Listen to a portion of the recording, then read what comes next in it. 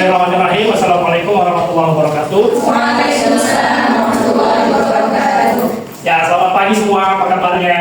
Alhamdulillah, luar biasa, bersemangat, Allahu Akbar. Oke, baik. Hari ini adalah hari yang istimewa karena hari ini kita bisa bertemu kembali untuk melanjutkan aktivitas perkuliahan kita. Hari ini sudah pertemuan keberapa? Pertemuan kelima. Ya, berarti kemarin pertemuan keempat untuk mata kuliah ini ada yang masih ingat apa pembahasannya? Kerangka teoritis, ya. Oke, baik, kita akan lanjutkan untuk mata kuliah seminar proposal ini. Topik kita hari ini adalah mengenai variabel penelitian dan juga indikator penelitian, gitu ya. Ini sangat penting sekali bagi mahasiswa semester akhir yang akan membuat tugas akhirnya nanti untuk memahami ini. Saya yakin kalian pada semester sebelumnya pada mata kuliah metodologi penelitian atau yang berkaitan dengan itu sudah belajar tentang variabel penelitian. Ya, Anda yang ingat tentang variabel penelitian bisa menjelaskan sedikit, bisa memberikan sedikit variabel penelitian. Apa definisi variabel? Ayo. Variabel itu ada apa saja sih? Ada berapa jenisnya yang kalian ketahui? Dua. Ada variabel apa? Baik, di sini definisi variabel itu elemen yang dapat diukur dan dianalisis dalam penelitian, gitu ya. Jadi variabel itu kita jadikan sebagai topik dalam penelitian kita dan variabel tersebut bisa diukur dan dianalisis. Bagaimana cara mengukurnya? Nah, kita akan belajar di sini. Tentunya kita akan buat indikator-indikatornya. Ya, apa yang akan kita gunakan untuk mengukur satu variabel penelitian. Contoh satu contoh variabel terikat atau variabel bebas. Silakan. Variabel bebas itu apa? Variabel yang mempengaruhi. Apa yang dipengaruhi? Variabel terikat. Kalau variabel terikat yang dipengaruhi oleh Variabel bebas. Baik. Misalnya apa? Ya, coba Rena Yanti. Contohnya pengaruh media audiovisual terhadap proses hafalan sama maupun detik yang alam yang dirincu. Variabel bebasnya di sana pengaruh media audiovisual. Terus terikatnya mungkin di proses hafalan itu. Oke, baik. Pengaruh media, gitu ya. Jadi yang menjadi variabel bebasnya adalah media audiovisual, sedangkan variabel terikatnya adalah proses atau hasil hafalannya, gitu ya. Bagus. Boleh kasih aplaus buat temennya yang tanya. Yang lain, satu lagi. Ada yang masih ingat? Ini sebenarnya kalau kita boleh katakan ini mengulangi mata kuliah yang sebelumnya, cuman kita akan membahasnya lebih dalam lagi. Ya, silakan. Kuliah mungkin? Apakah ada hubungan antara pembelajaran diferensiasi terhadap hasil belajar matematika siswa kelas 3 MI Fastabiqul Khairat? Yang jadi variabel bebasnya adalah pembelajaran diferensiasi yang terikat variabel bebasnya terhadap hasil belajar matematika siswa kelas 3 MI Fastabiqul Khairat. Baik. Oke, terima kasih. Boleh kasih aplausnya. Berikutnya itu ya tadi mengenai variabel penelitian. Ada variabel bebas, ada variabel terikat. Sebenarnya juga ada variabel lain selain variabel bebas dan variabel terikat, gitu ya. Ada yang mengatakan variabel kontrol lah, ada yang mengatakan variabel interpelling. Nah, kita akan bahas nanti lebih jauh pada materi-materi berikutnya. Dan selanjutnya kita akan belajar tentang indikator, gitu ya. Nanti kalian akan saya minta untuk berdiskusi. Saya sudah siapkan di sini ada artikel-artikel yang akan kalian diskusikan. Tugas kalian adalah mengidentifikasi variabel-variabel penelitian yang ada pada artikel ini, sekaligus mengidentifikasi apa saja indikator dari variabel-variabel tersebut. Ya, oke. Jadi tadi definisinya variabel itu dia dapat diukur. Dengan cara apa kita mengukurnya? Tentu kita akan mengukurnya ketika kita mengidentifikasi apa saja indikator-indikatornya. Gitu ya. Misalnya variabel, ada satu variabel tentang pengaruh jenis makanan terhadap rasa kenyang, terhadap tingkat kekenyangan. ya, misalnya gitu ya. Maka kita perlu cari tahu indikator kenyang itu apa supaya kita bisa mengatakan, oh dia sudah kenyang gitu kan? Ya, misalnya apa? Ada yang coba boleh kasih contoh apa salah satu indikator kenyang itu? Saya kasih contoh misalnya, ya.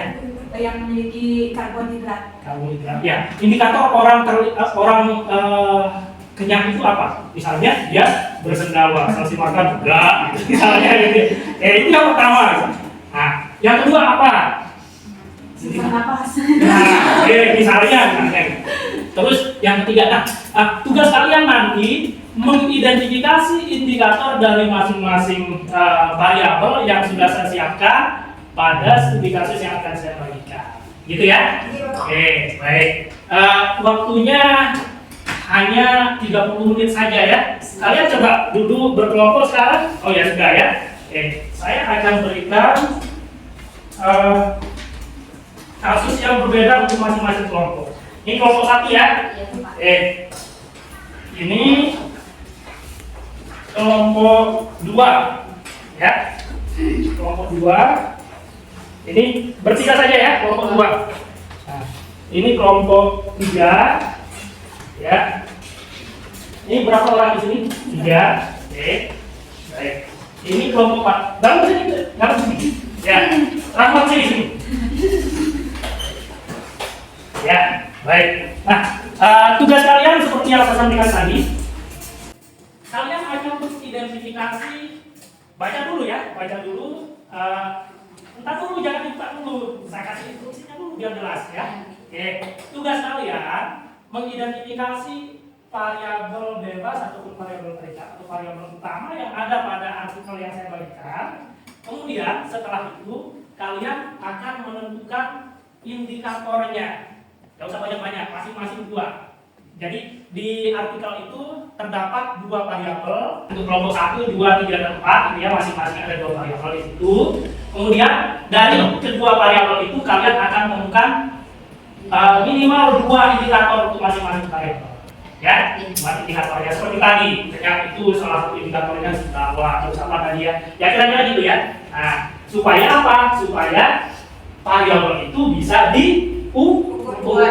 Oke, siap? Nah, kalian saya kasih waktu 30 menit untuk membaca dan mendiskusikannya. Setelah 30 menit lagi, saya akan minta kalian untuk presentasi.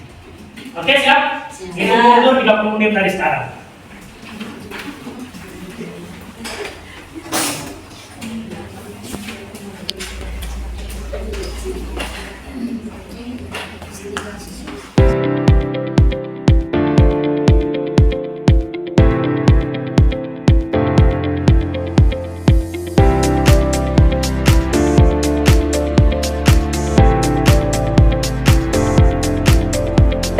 Adik-adik semua, waktu untuk diskusinya sudah habis, ya?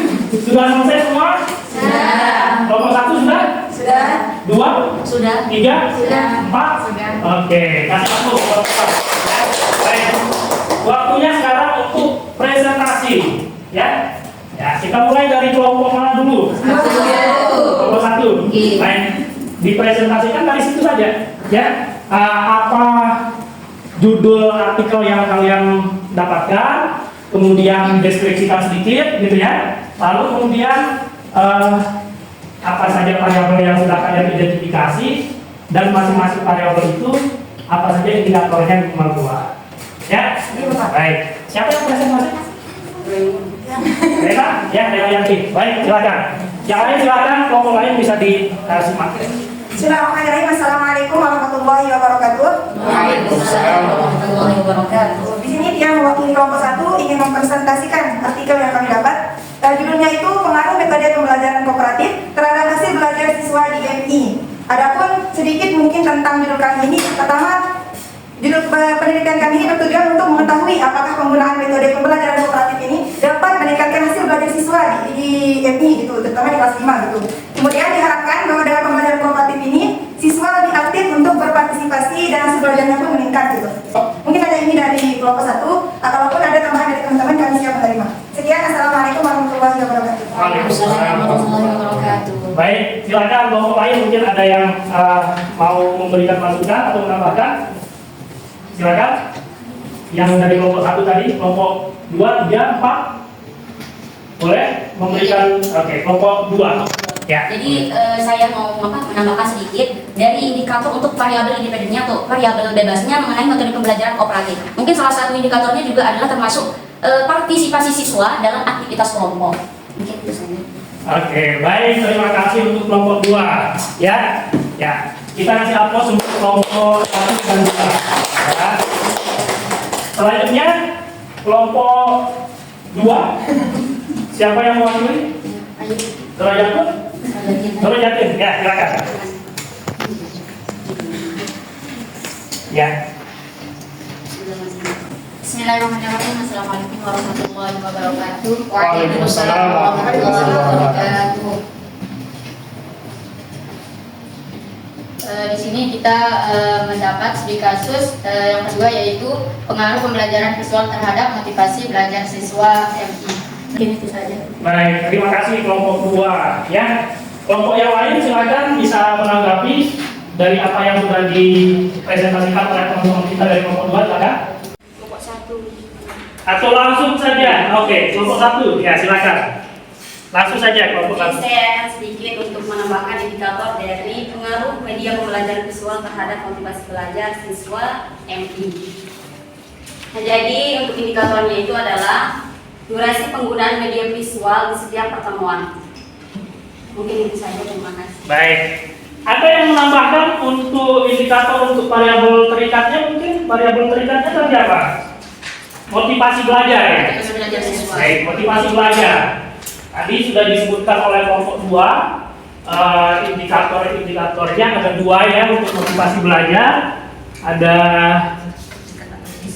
keaktifan siswa gitu ya dalam bertanya dan menanggapi gitu ya. Itu menjadi indikator bahwa anak tersebut memiliki motivasi gitu kan dalam belajar. Kemudian indikator yang kedua apa tadi?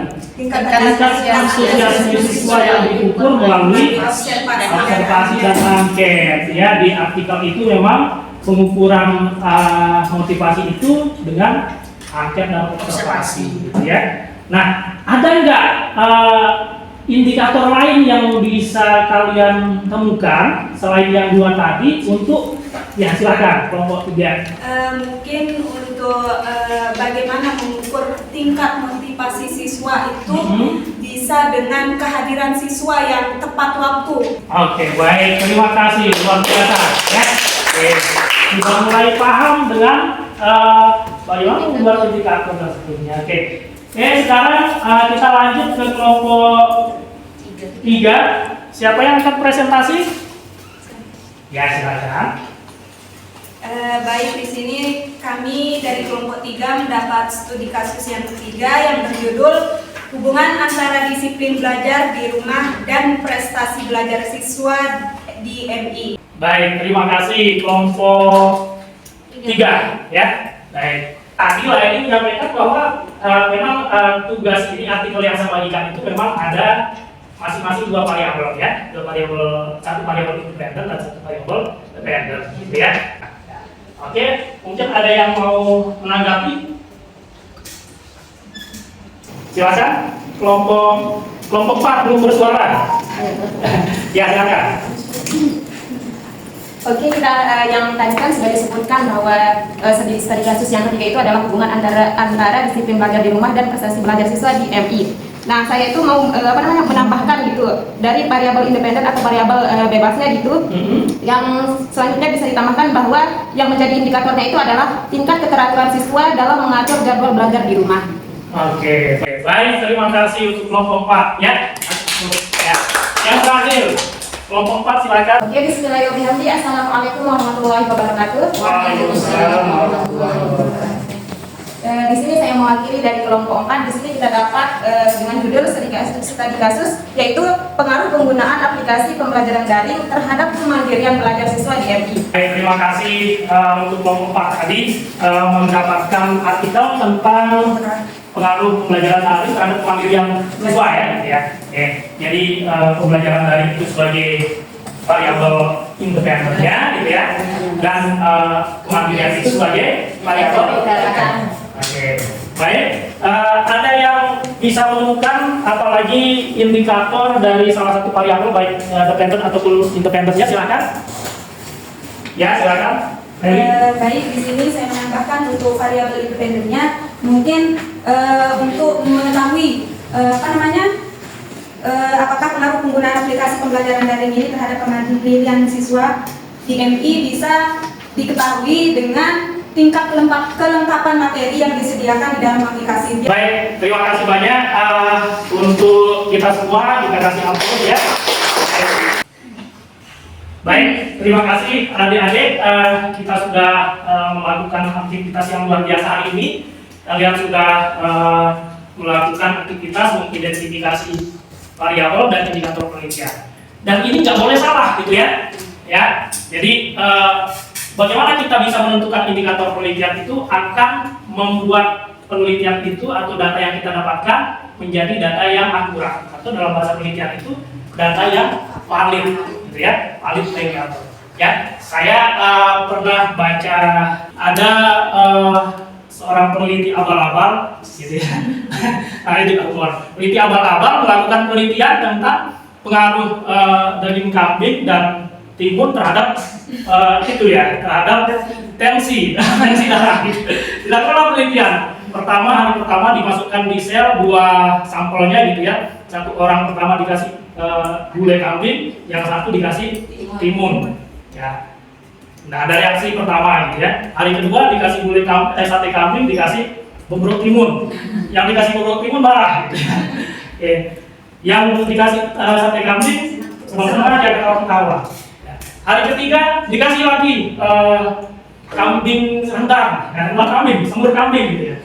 Terus yang satu lagi dikasih timun kelak pedis. Apa yang terjadi? Dia banting piring. Ternyata dia menyimpulkan bahwa timun bisa menekan. Kenapa terjadi seperti itu? Karena salah mengidentifikasi, salah membuat indikator. Gitu ya. Jadi indikator orang darah tinggi itu bukan marah-marah. Marah-marah itu disebabkan karena dia nggak suka menu makanan saja gitu ya. Nah, jadi kalau penelitian, kalau kalian membuat variabel, membuat indikator, kemudian keliru menentukan indikatornya, maka kemungkinan besar penelitian kalian tidak akan mendapatkan data yang sesuai, alias biasnya luar biasa tinggi gitu ya. Penelitian kalian tidak akan valid, tidak akan. Nah, jadi mudah-mudahan pertemuan ini bisa memberikan pengetahuan, bisa memberikan bekal pada kalian untuk bisa menyelesaikan tugas-tugas perkuliahan. Besok pertemuan ke-6 kalian akan membuat tugas yang lain sebagai lanjutan dari mata kuliah seminar proposal ini ya. Nah, minggu depan akan membuat sampai membuat kerangka berpikir gitu ya, kerangka teori, kerangka berpikir dan seterusnya, dan sampai nanti mudah-mudahan perkuliahan ini bisa berjalan dengan lancar. Baik, saya pikir cukup ya, atau sebelum saya akhiri ada pertanyaan silakan. Atau sudah jelas? Sudah jelas karena lapar mungkin ya. Baik, terima kasih banyak untuk kehadirannya. Mudah-mudahan apa yang kita diskusikan hari ini ada manfaatnya untuk kita semua, untuk kalian yang sedang menyelesaikan tugas-tugasnya, apalagi sebentar lagi akan melaksanakan tugas akhir. Nanti dosennya diisi kasih ke saya ya, nanti untuk saya tanda tangan. Demikian, terima kasih banyak. Mari kita tutup pertemuan ini dengan sama-sama melafazkan hamdalah. Ya, assalamualaikum warahmatullahi wabarakatuh. Waalaikumsalam warahmatullahi wabarakatuh.